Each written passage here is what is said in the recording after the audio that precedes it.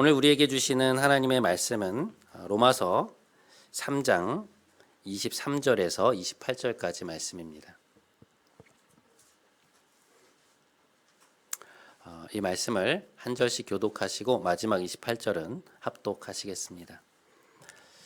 모든 사람이 죄를 범하였음에 하나님의 영광에 이르지 못하더니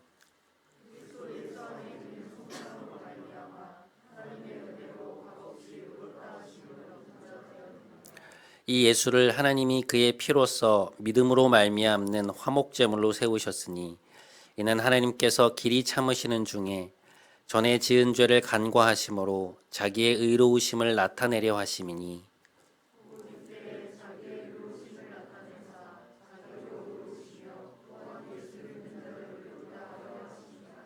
그런즉 자랑할 때가 어디냐 있을 수가 없느니라. 무슨 법으로냐 행위로냐 아니라 오직 믿음의 법으로니라. 그러므로 사람이 의롭다 하심을 얻는 것은 율법의 행위에 있지 않고 믿음으로 되는 줄 우리가 인정하노라. 아멘.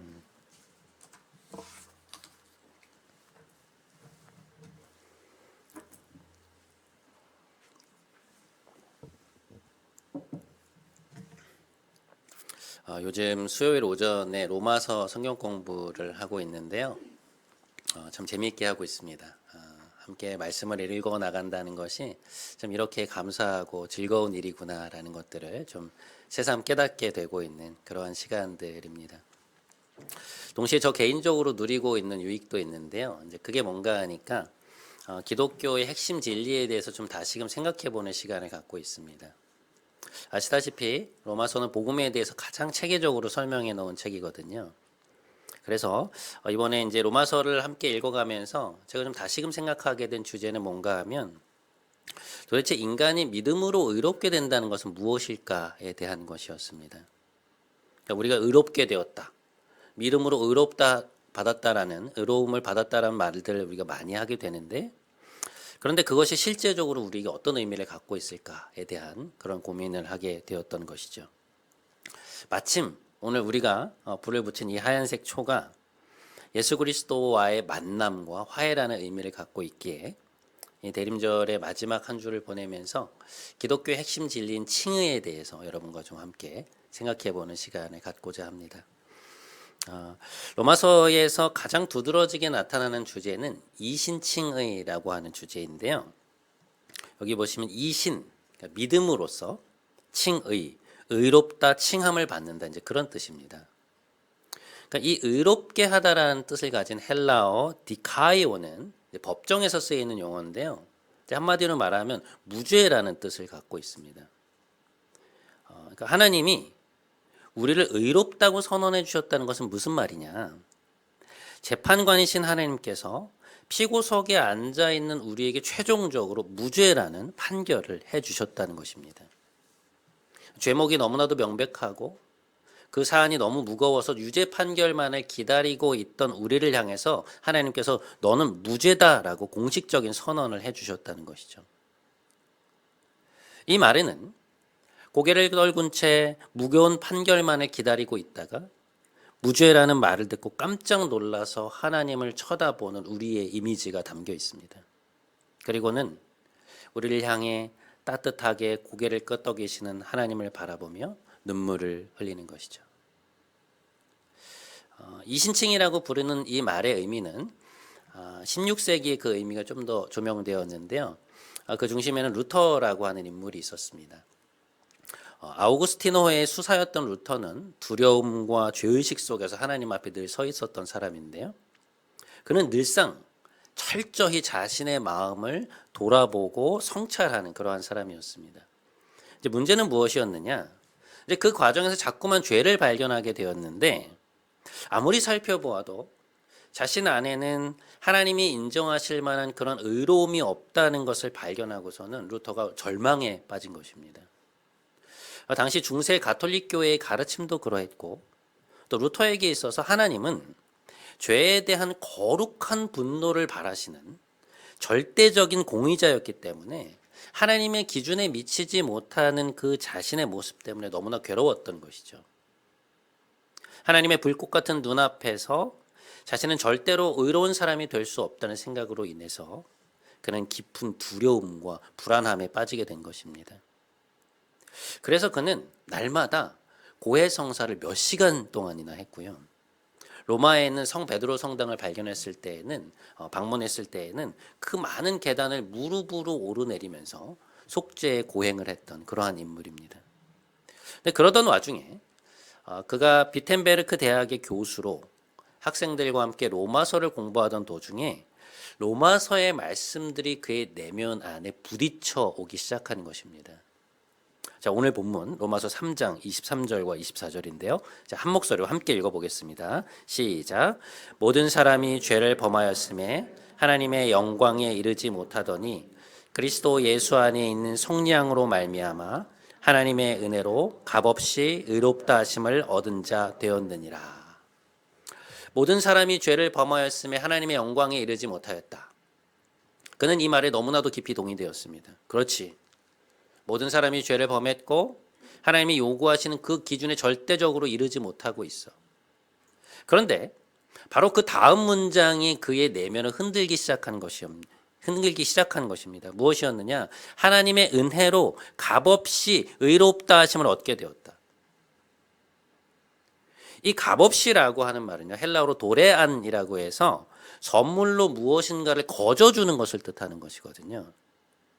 그러니까 그는 자신이 갖고 있었던 신학과 성경의 말씀이 이렇게 부딪히면서 갈등을 불러일으키는 것을 경험하게 되었습니다. 중세 가톨릭의 신학 속에서는 인간의 행위가 대단히 중요하게 여겨졌거든요. 그런데 이 로마서의 말씀들을 통해서 그는 하나님 앞에 의롭게 되는 것이 우리의 행위를 통한 것이 아니라는 것을 감지하게 됩니다. 그리고는 다음의 말씀들을 보게 된 것이죠. 그런즉 자랑할 때가 어디냐? 있을 수가 없느니라. 무슨 법으로냐? 행위로냐? 아니라 오직 믿음의 법으로니라. 그러므로 사람이 의롭다 하심을 얻는 것은 율법의 행위에 있지 않고 믿음으로 되는 줄 우리가 인정하노라. 우리가 하나님 앞에서 의롭다 여기심을 받을 수 있는 근거는 무엇이다? 우리의 행위가 아니라 그리스도께서 이루어 놓으신 대속의 결과를 믿음으로 받으면 되는 것입니다. 그러니까 우리가 하나님께 의로운 행위라는 선물을 드려야 하는 것이 아니라 도리어 하나님이 우리에게 주시는 의의 선물을 받아들이는 일이 필요하다는 거예요. 그는 완전히 반대로 생각하고 있었던 것이죠. 근데 이 깨달음이 그에게 얼마나 큰 감격과 희열을 남겼는지 그를 완전히 자유케 해버렸습니다. 자신을 얽어매고 누르고 있었던 죄의 사슬에서 완전히 벗어나서 그는 결국 종교개혁의 기치를 높이게 되죠. 그래서 루터는 이런 유명한 말을 남깁니다. 하나님 앞에 서 있는 인간은 의인이자 동시에 죄인이다 라는 말입니다. 우리는 여전히 죄를 짓지만 그러나 하나님의 은혜로 그분 앞에 의인으로 서 있다고 하는 이 칭의에 대한 깨달음을 한 문장 안에 축약시켜 놓은 거예요.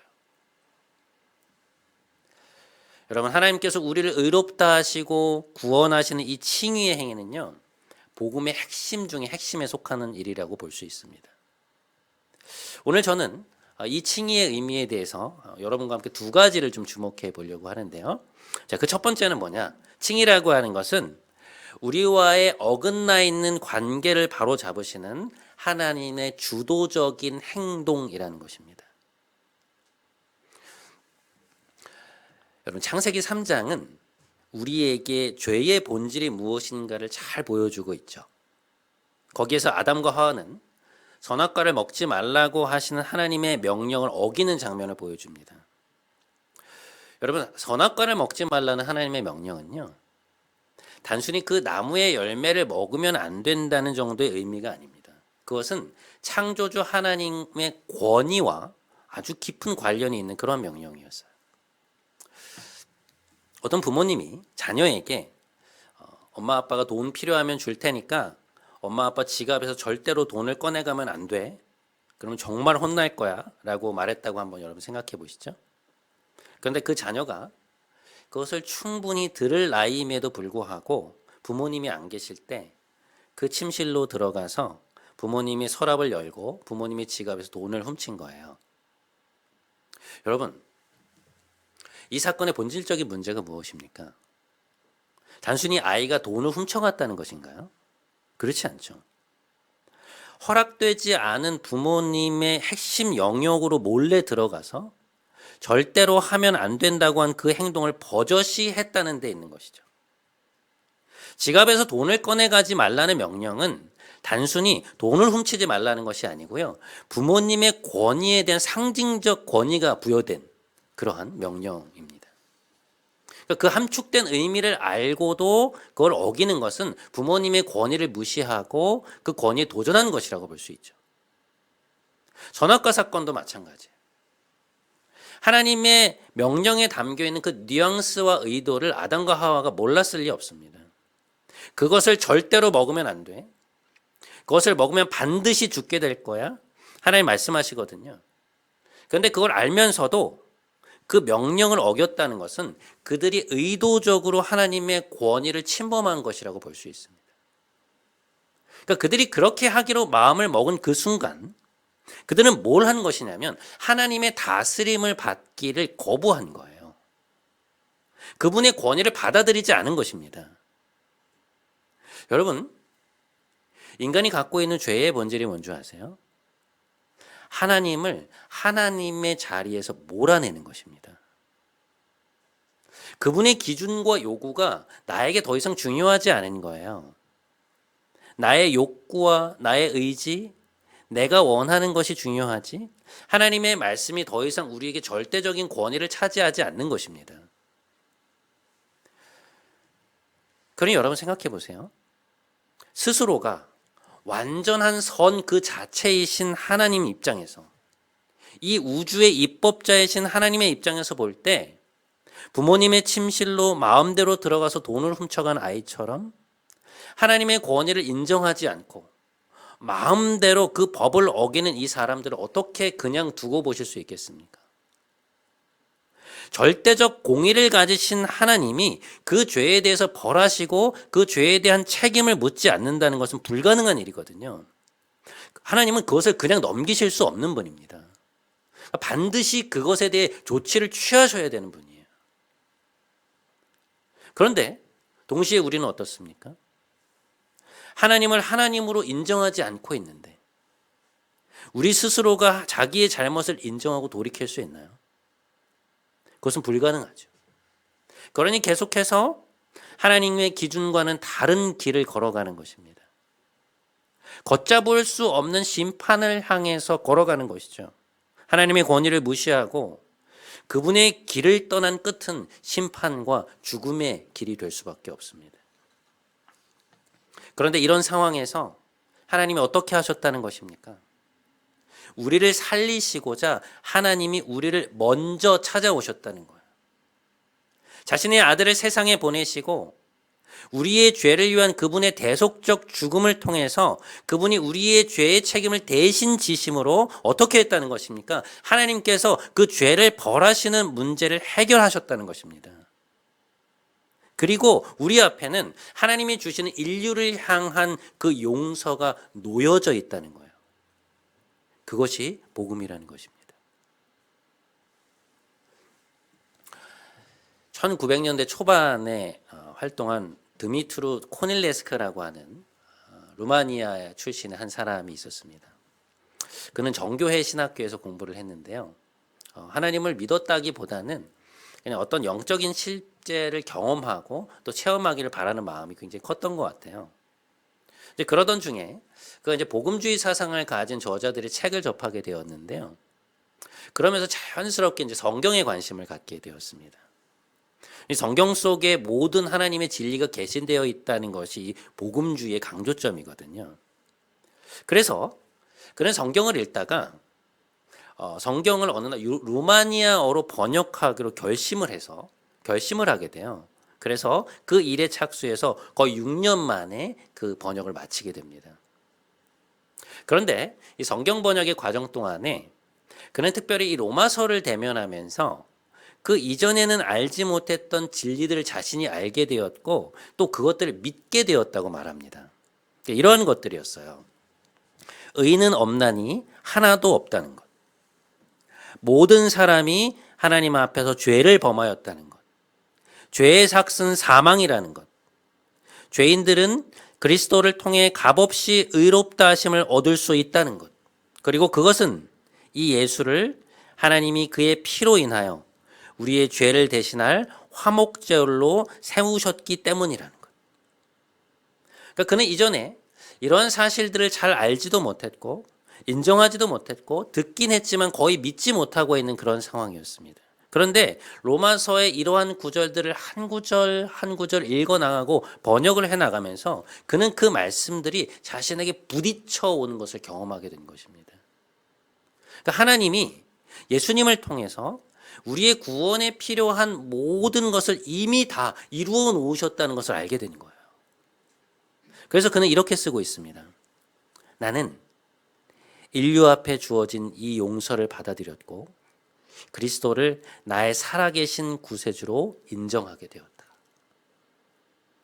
우리를 의롭다 하시는 하나님의 용서를 받아들이고 예수님을 자신의 구원자여 주님으로 모셔드린 이후에 그는 이제 자신이 온전히 하나님께 속한 자가 되었음을 확신했다고 말합니다. 하나님께로의 진정한 회심 사건이 일어난 것이죠.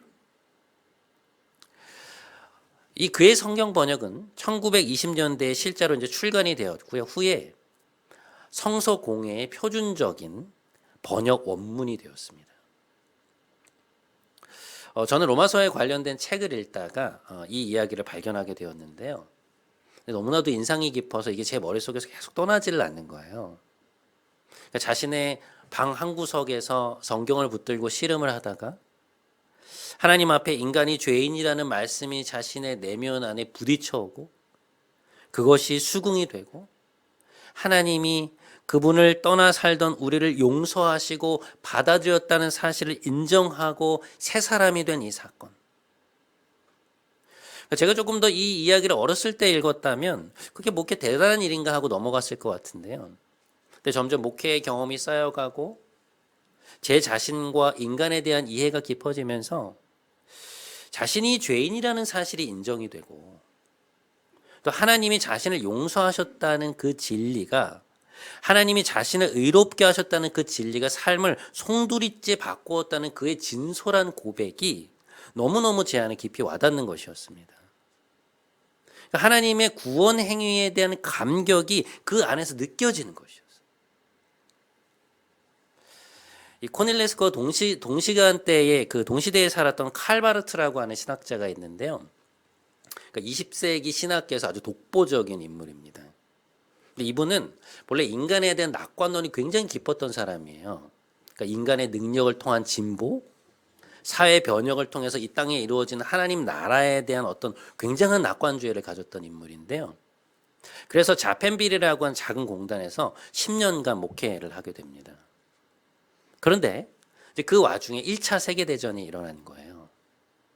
근데 전쟁 속에서 벌어지는 수많은 사륙과 인간의 그 잔인함을 보면서 그는 큰 충격을 받았고요.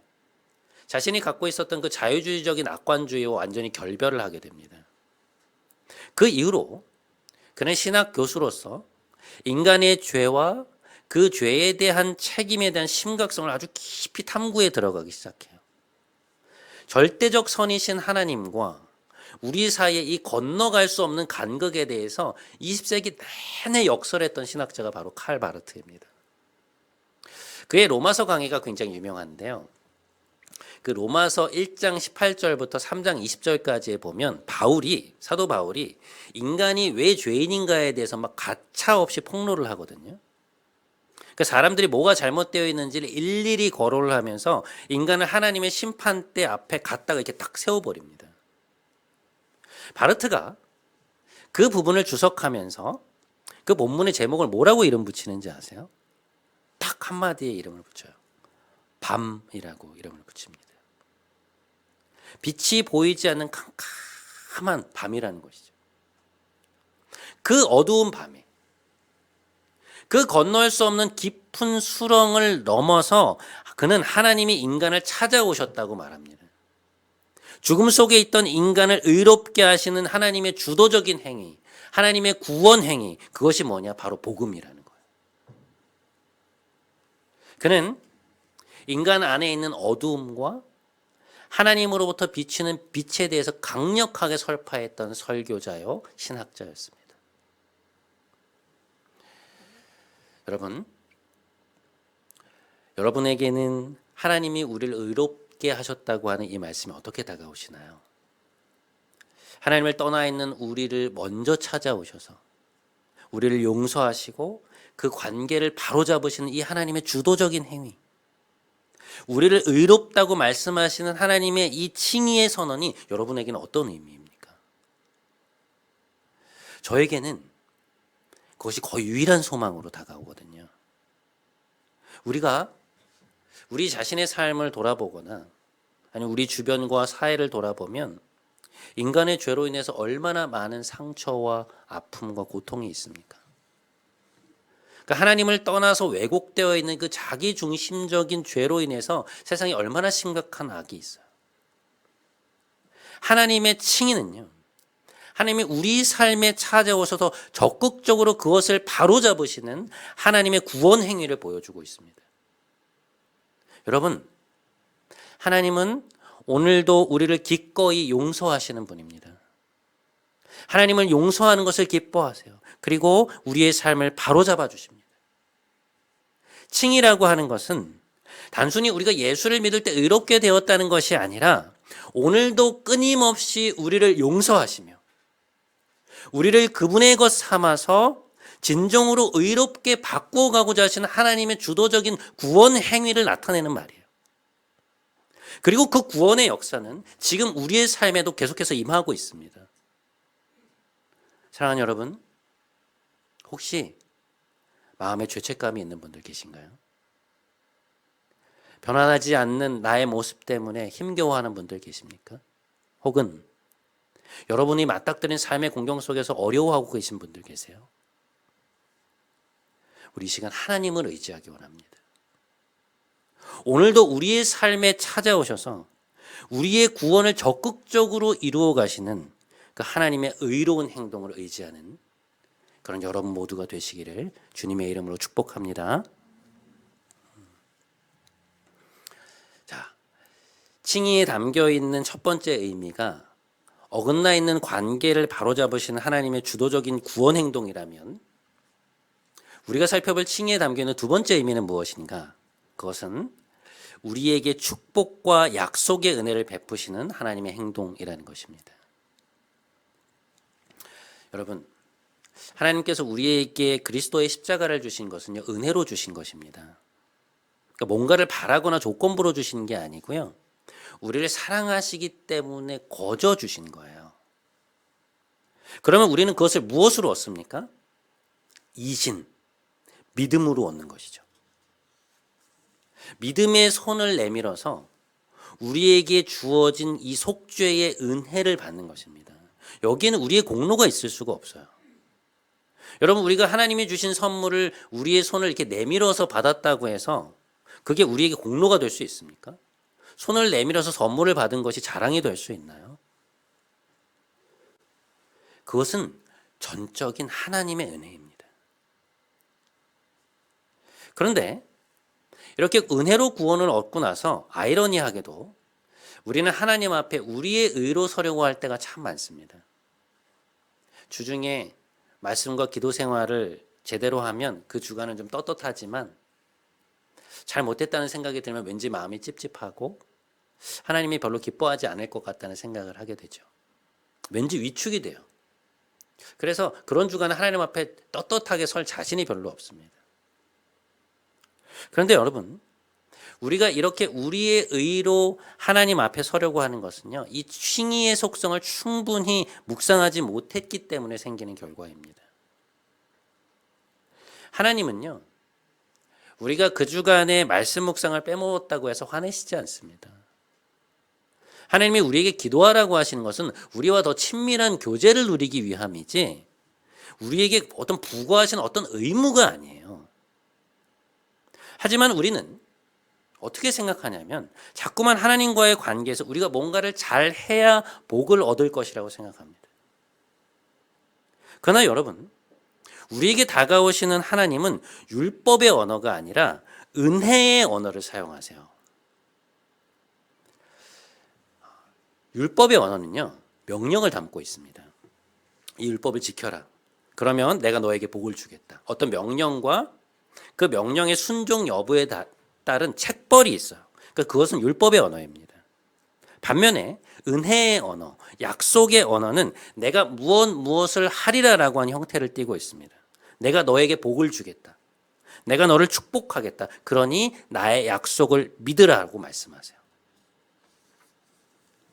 하나님은 우리에게 어떤 언어를 가지고 다가오시는가?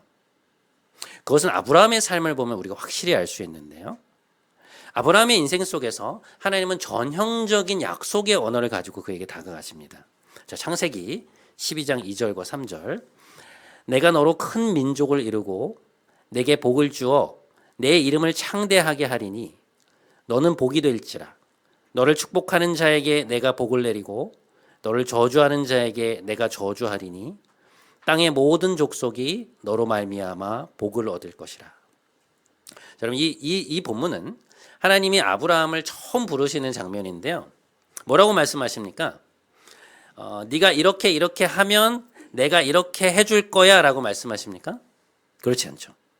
뭐라고 말씀하시죠? 여기에는 전적인 시혜의 언어가 나옵니다. 내가 너로 하여금 큰 민족을 이루게 하겠고 너의 이름을 크게 만들어 줄 것이며 너에게 복을 주겠다고 말씀하세요. 땅의 모든 족속들이 너로 말미암아 복을 얻을 것이다. 이렇게 말씀하십니다. 한마디로 약속의 언어죠. 내가 이렇게 해줄 거야. 너는 이렇게 될 거야. 하나님은 먼저 선물을 가지고 다가오시는 것입니다. 여러분, 우리가 그것에 걸맞는 사람이기 때문에 그런 것이 아니고요. 우리의 어떠함과 상관없이 하나님은 우리를 축복하시면서 다가오세요. 여러분, 아브라함의 삶을 보면요. 우리를 향한 하나님의 일하심이 얼마나 놀랍고 자비로운가 하는 것을 보게 됩니다. 아브라함은 하나님이 오늘 이렇게 주시는 무조건적인 호의를 받을 만한 사람이 아니거든요. 그는 끊임없이 넘어지고 실수하고 길을 걸어가다가 어긋나요. 그런데도 그의 인생을 보면 하나님은 그의 인생에 은혜의 말씀을 계속해서 선포하시고 그 축복을 그의 인생에서 이루겠다고 말씀하세요. 그리고 그것을 실제로 이루어 가십니다. 그것은 아브라함의 어떠함 때문이 아니고요. 하나님의 어떠하심 때문에 그런 거예요.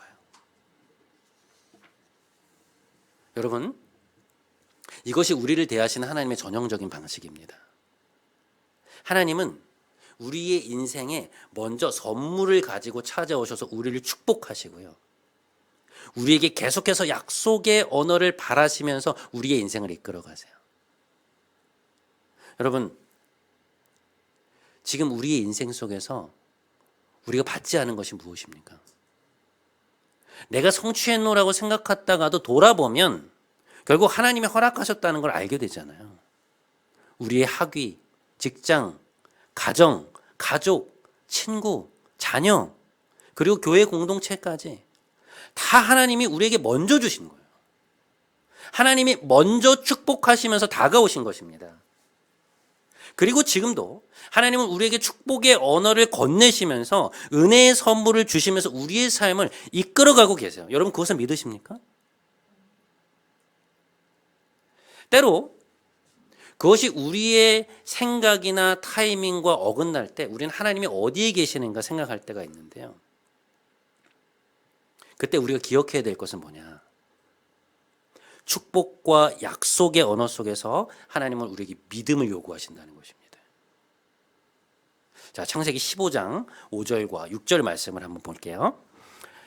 그를 이끌고 밖으로 나가 이르시되 하늘을 우러러 이 별들을 셀 수 있나 보아라. 또 그에게 이르시되 내 자손이 이와 같으리라.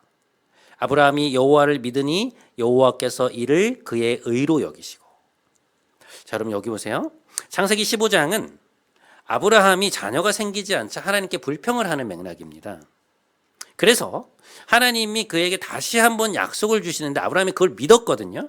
그랬더니 하나님께서 그것을 그의 의로 여겨주셨다는 거예요.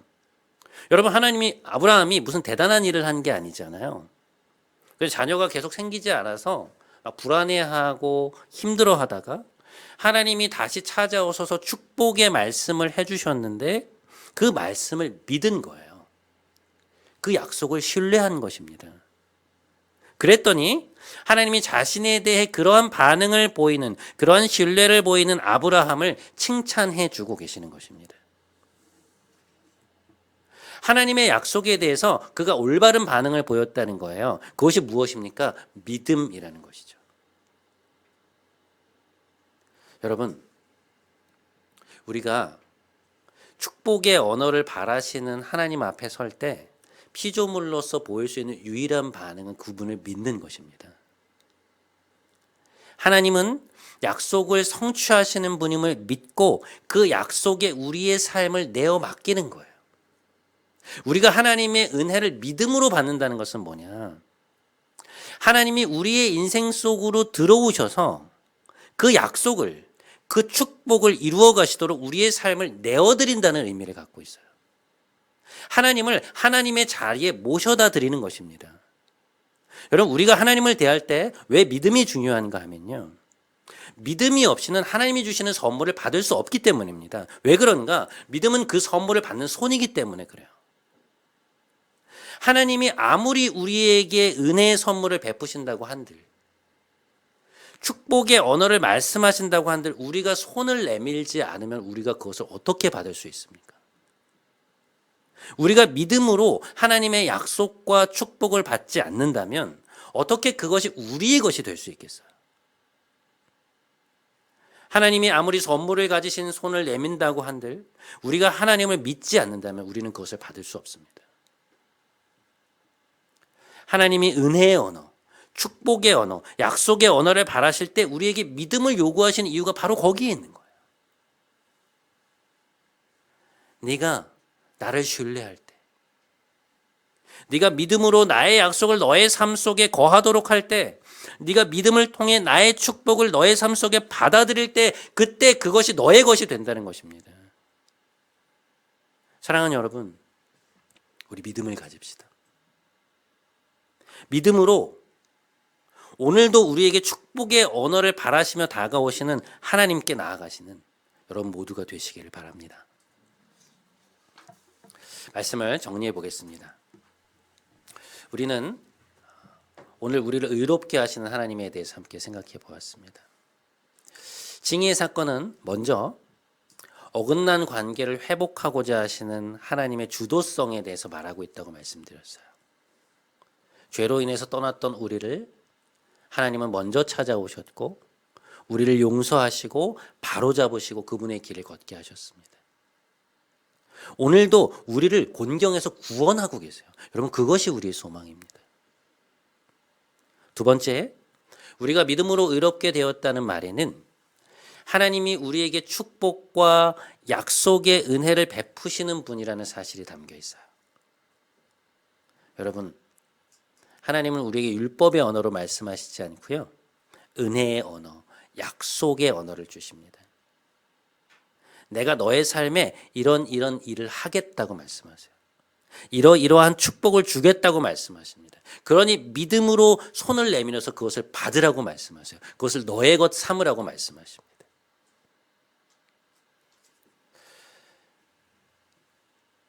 부디 대림절의 마지막 주간을 보내면서 우리에게 먼저 찾아오셔서 우리를 용서하시고 바로잡으시고 구원하시고 약속과 축복의 언어를 부어주시는 하나님의 은혜를 생각하며 성탄을 앞둔 한 주를 거룩하게 보내시는 여러분 모두가 되시기를 주님의 이름으로 간절히 축원드립니다.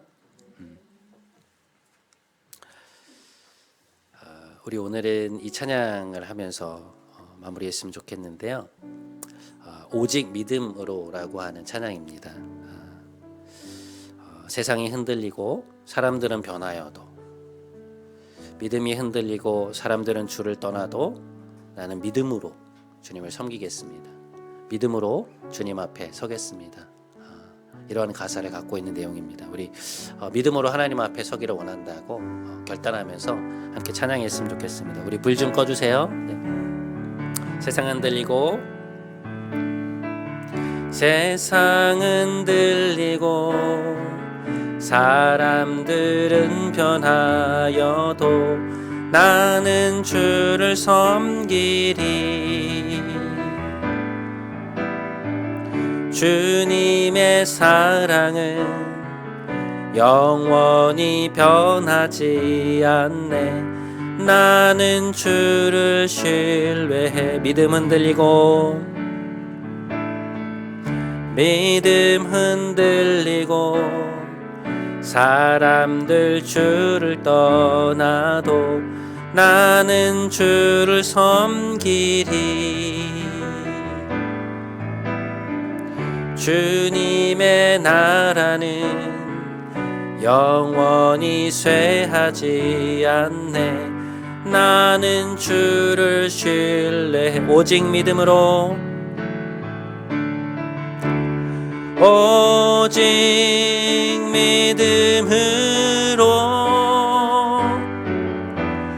믿음으로 내가 살리라.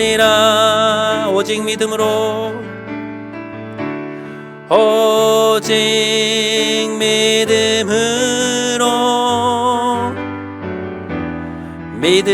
내가 살리라. 오직 의인은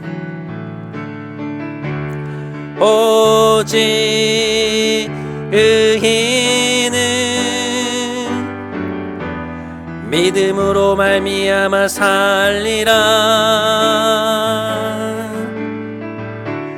오직 의인은 믿음으로 말미암아 살리라. 아멘.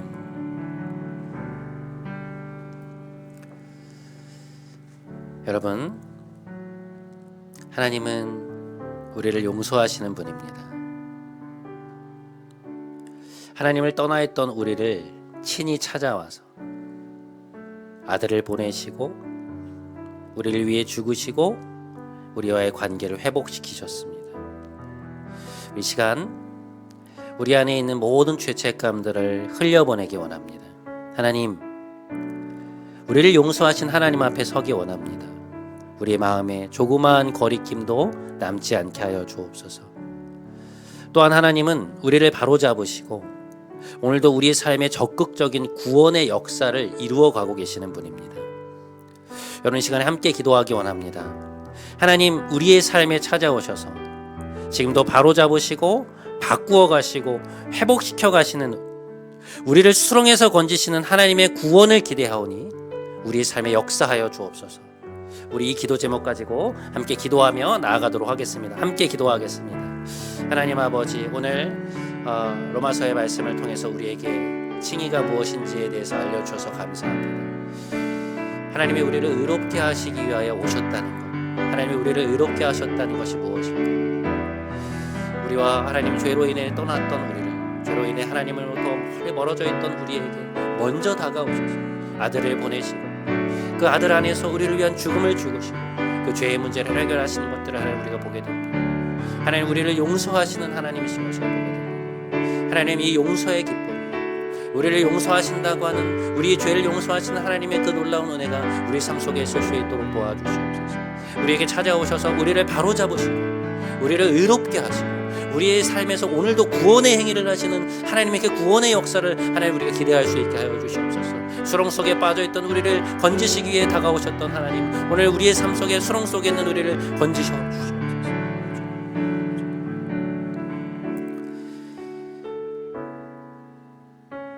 사랑하는 여러분,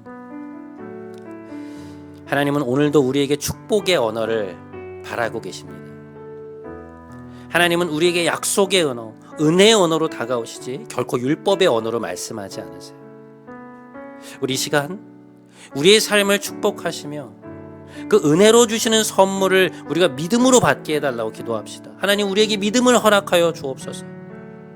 우리의 인생을 축복하시고 우리의 인생에 내려주시는 그 약속을 우리가 믿음의 손을 내밀어 받게 하여 주옵소서. 그래서 그것을 우리의 것 삼을 수 있게 하여 주옵소서. 우리를 축복하시는 하나님의 마음을 믿게 하소서. 우리 이 마음 가지고 함께 한 번만 더 기도하고 나가도록 하겠습니다. 함께 기도하겠습니다. 하나님 아버지, 우리에게 차가우신 하나님의 그 축복의 언어, 하나님 우리에게 다가오신 하나님의 그 약속의 언어, 우리에게 주시는 그 은혜의 언어를 하나님 우리가 믿음으로 받기 원합니다. 하나님은 우리에게 율법의 언어로 말씀하시는 것이야. 네가 이것을 하면 내가 이렇게 할 거야. 네가 이것을 못했으니 너는 이렇게 할 수 없어라고 말씀하시는 것이 아니라 내가 너에게 이것을 해줄 것이다. 내가 너를 축복한다. 내가 너를 사랑한다. 내가 너와 영원히 함께 할 거야. 내가 너의 삶을 풍성케 할 거야. 내가 너의 삶을 풍성케 하며 너의 인생을 붙들며 너의 자녀 인생을 붙들 것이라고 말씀하시는 하나님의 그 축복의 언어를 하나님 우리가 받기 원합니다. 우리에게 축복의 언어로, 하나님의 약속의 언어로, 은혜의 언어로 다가오시는 하나님의 그 언어를 우리가 알기 원합니다. 그리고 믿음으로 받기 원합니다. 하나님 믿음으로만 받을 수 있사오니 믿음의 손을 내밀어서 그것을 우리의 것 삼게 하여 주시옵소서. 하나님은 손을 내밀고 계시는데, 하나님은 그 약속의 선물을 붙들고 손을 내밀고 계시는데 우리가 손을 내밀지 않아서 받지 못하는 어리석은 일들이 되지 않게 하여 주시고, 하나님 아버지 오늘 우리가 믿음의 손을 내밀므로 신뢰의 손을 내밀어서 하나님 그 약속을, 그 축복을, 그 은혜를 우리의 것 삼아서 받을 수 있도록 인도하여 주시옵소서. 사랑하는 모든 성도들의 삶 가운데 주님 함께 하여 주시고 이들의 심령 가운데 은혜와 축복으로 함께 하여 주시옵소서. 오 주님 은혜로 함께 하소서. 주님 함께 하소서.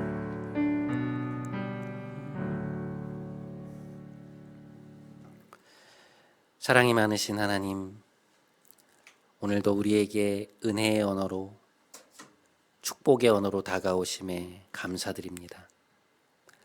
우리를 의롭다 하신 하나님, 그리스도의 보혈로 우리를 용서하시고 돌이키게 하시고 바로잡으신 그 은혜에 감사드립니다. 오늘도 수렁 속에 있는 우리를 구원하시는 하나님의 손길을 기대하며, 오늘도 우리 삶의 축복과 약속의 언어로 임하시는 하나님을 기다리며 믿음의 손을 내미오니 하나님이 주시는 그 놀라운 선물들이 온전히 우리의 것 되게 하옵소서. 오늘도 우리와 함께 하시는 우리 주 예수 그리스도의 이름으로 기도드립니다. 아멘. 다 같이 자리에서 일어나셔서 마지막 파송의 찬양하심으로 오늘 예배 마치도록 하겠습니다. 힘차게 박수 치면서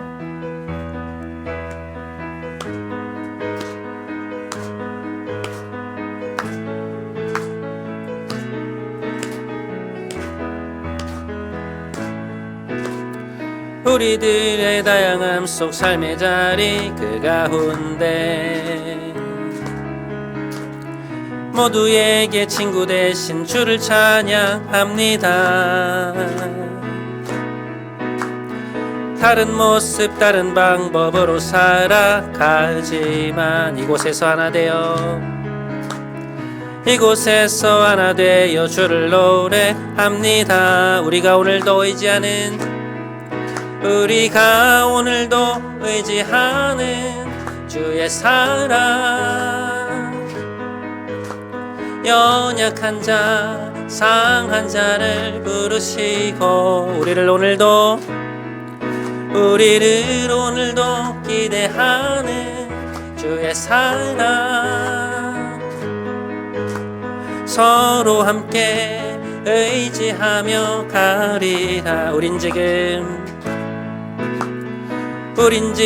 한 몸으로 마음 모두 담아서 아름다운 주를 함께 모여 예배합니다.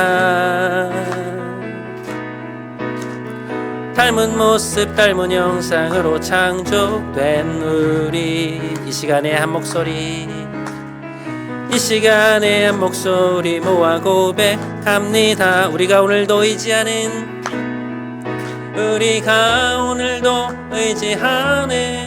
주의 사랑, 연약한 자 상한 자를 부르시고 우리를 오늘도 기대하는 주의 사랑, 서로 함께 의지하며 가리라.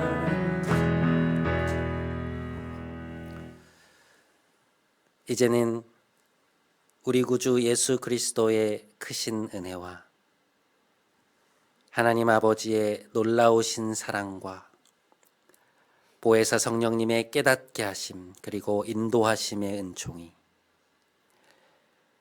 우리를 용서하시고 바로잡으시는 하나님, 우리에게 은혜와 축복과 약속의 언어로 다가오시는 하나님을 신뢰하며 기꺼이 믿음의 손을 내밀어 그 축복을 우리의 것 삼기 원하는 함께 예배드린 사랑하는 모든 성도들과 이들의 가정 위에 하나님이 이들의 삶에 행하실 영원한 구원의 행동 위에 이제부터 영원토록 함께 하시기를 간절히 축원하옵나이다. 아멘.